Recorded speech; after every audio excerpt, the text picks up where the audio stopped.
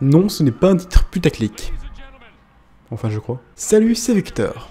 Aujourd'hui, nouvelle vidéo, et on va parler donc de deux affaires. Première affaire, apparemment, il y aurait une personne qui aurait réussi à hacker Disneyland Paris. Enfin, aurait hacké le système de FastPass. Voilà, je vais tout vous expliquer évidemment. Et puis d'ailleurs, n'hésite pas évidemment à la fin de la vidéo à me dire ce que vous en pensez en commentaire. Puis il y a une autre affaire apparemment qui va être en test, etc.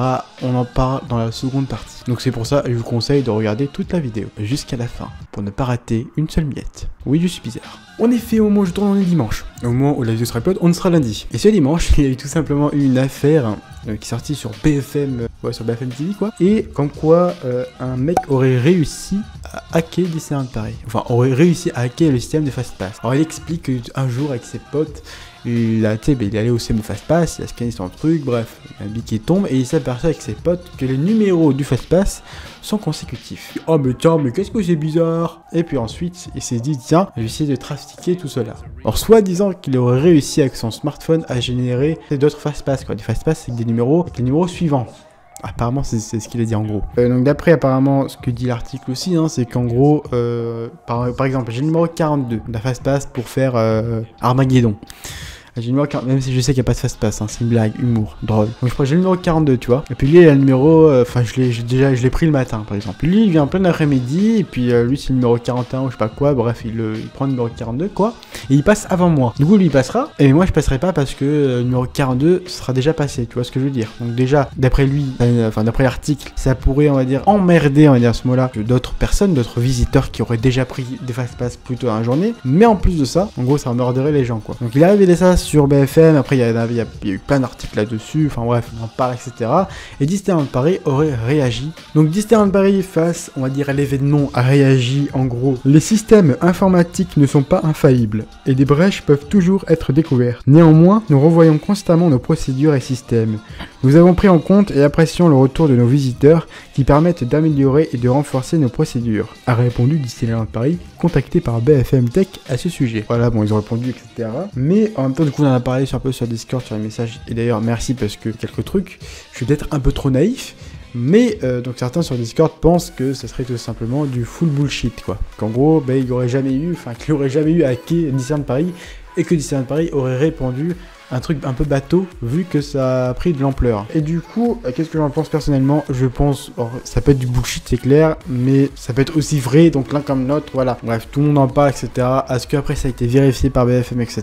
Encore une fois, vous connaissez la presse hein, de nos jours, hein, la presse ne vérifie plus trop grand chose. Donc est-ce que c'est vrai ou pas cette histoire? Franchement, je pense qu'on le saura pas en fait tout simplement. Ensuite du coup comme vous l'avez vu, Disneyland Paris a réagi en gros que le problème allait être résolu. Et maintenant on va s'attaquer au second sujet qui concerne toujours les fast-pass. D'ailleurs je tiens aussi à remercier évidemment The Mr. Home parce que c'est lui qui l'a révélé sur le Discord, hein, donc voilà.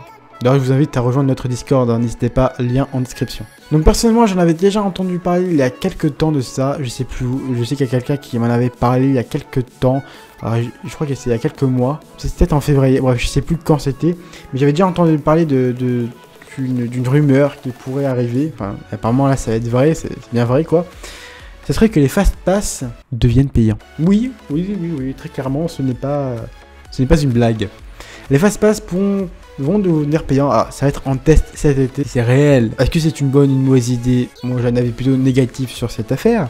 Mais la question que je me pose c'est surtout, est-ce que ça va remplacer le système de fast-pass qui était jusqu'à présent gratuit? Ou est-ce que ça va être un ajout, tu sais, d'un nouveau fast-pass premium en gros, tu vois? Donc ça pour le moment on n'en sait pas trop là-dessus. Je vous conseille de prendre ces informations avec des pincettes. Et évidemment aussi, hein, je parle plus du sujet que fast-pass deviennent payants parce que si dans tous les autres parcs c'est payant en fait tout simplement. Et donc ouais, je trouve ça plutôt intéressant d'en parler. Ça serait personnellement je trouve que tout devient payant bientôt, même aller aux chiottes, hein, c'est comme ce que je dis sur Discord, bientôt même aller aux chiottes ça va devenir payant quoi, tu vois. Mais ça pourrait coûter 15 € le fast-pass par personne et par attraction. Est-ce que vous sentez la douille? Ah parce que moi je la sens, la douille, waouh, elle décolle, tu vois, ouf. Je trouve ça un peu exagéré en fait, enfin du prix ouf. Donc ça me paraît quand même déjà au niveau du prix pour une personne et pour une attraction, ça me paraît énorme. Après est-ce que ça va pas être plus, tu vois, du style des fast-pass, tu sais, à la journée, tu vois, à la journée pour une personne, à la journée, 15 € pour la journée pour faire des fast-pass premium. Alors j'espère évidemment qu'il y aura des avantages, parce que si c'est vraiment genre un fast-pass par personne et par attraction, je pense qu'il y a de quoi, ouais, se tirer une balle dans la tête, quoi, vraiment. Donc personnellement, j'espère que, ouais, que déjà ça va être juste une période test, que ça ne viendra pas. Même si dans les autres parcs d'attractions, c'est payant, etc.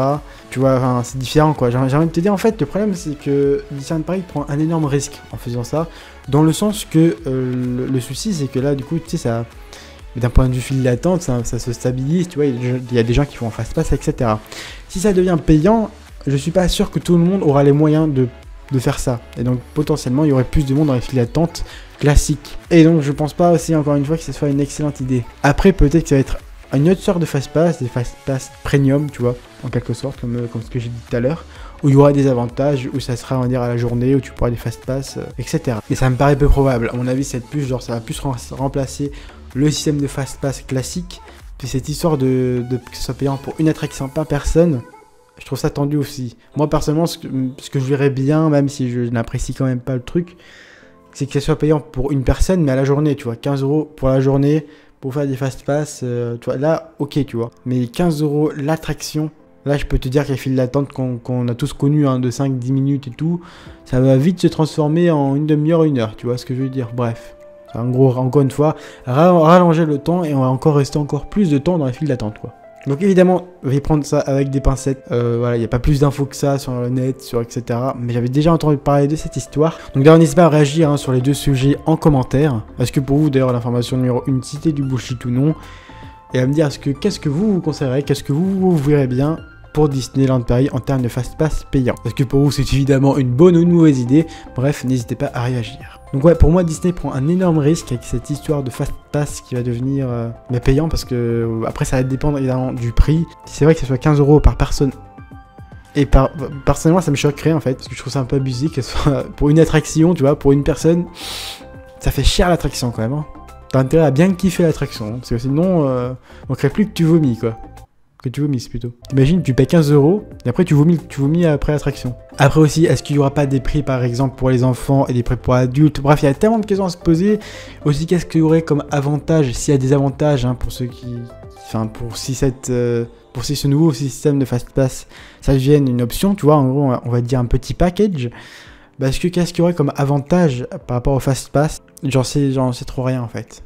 Peut-être des fast-pass où tu pourrais venir à n'importe quand, tu vois, pas plus besoin de venir entre telle heure et telle heure. Il va pas, peut-être aussi des trucs pour être forcément tout devant ou tout derrière, toi, de pouvoir choisir sa place dans l'attraction. Après, ouais, franchement, je vois pas trop qu'est-ce qu'il y aurait comme avantage en plus. Mais bref, je pense qu'on va découvrir ça de toute façon dans quelques temps.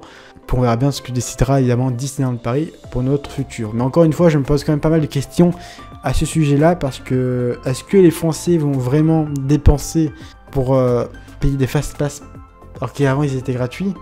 J'en suis pas très sûr, quoi. Parce que déjà, en quelque sorte, tu payes, on va dire, l'entrée du parc. Donc là, en quelque sorte, tu vas maintenant payer pour faire les attractions et pour attendre un peu moins, tu vois ce que je veux dire. Donc est-ce que les Français vont vraiment dépenser là-dessus? Parce que je sais que du coup sur le Discord on a parlé du coup par rapport aux autres parcs d'attractions, mais est-ce qu'il y a du monde, tu vois, qui paye? C'est la question que je me pose. Est-ce qu'il y a du monde qui paye pour être en fast pass, enfin pour être en file réduite? J'en sais rien, je vais pas vous cacher, j'en sais rien. Après je m'y connais pas trop sur les autres parcs, je m'intéresse pas trop. Mais voilà, moi ça m'inquiète plus sur le fait en fait que du coup les gens vont pas payer et du coup qu'il y ait plus de monde dans les files d'attente classiques. C'est ce qui m'inquiète un petit peu, tu vois. Et aussi, est-ce que les Européens vont donc payer aussi pour ça? Voilà, j'en sais rien. Franchement, je vais pas vous cacher. Ouais, moi, en fait, ce qui me fait le plus flipper, du coup, c'est que les gens ne payent pas et du coup, en quelque sorte, qu'il y ait plus de monde dans les files d'attente classiques et donc que ça soit plus emmerdant pour tout le monde et que les gens soient vénères. Enfin bref, tu vois, ça fait... En fait, le fait que ça devienne payant, c'est quand même un énorme risque pour Disney, tu vois ce que je veux dire. Enfin, j'espère que tu vois ce que je veux dire, quoi. Voilà, quoi.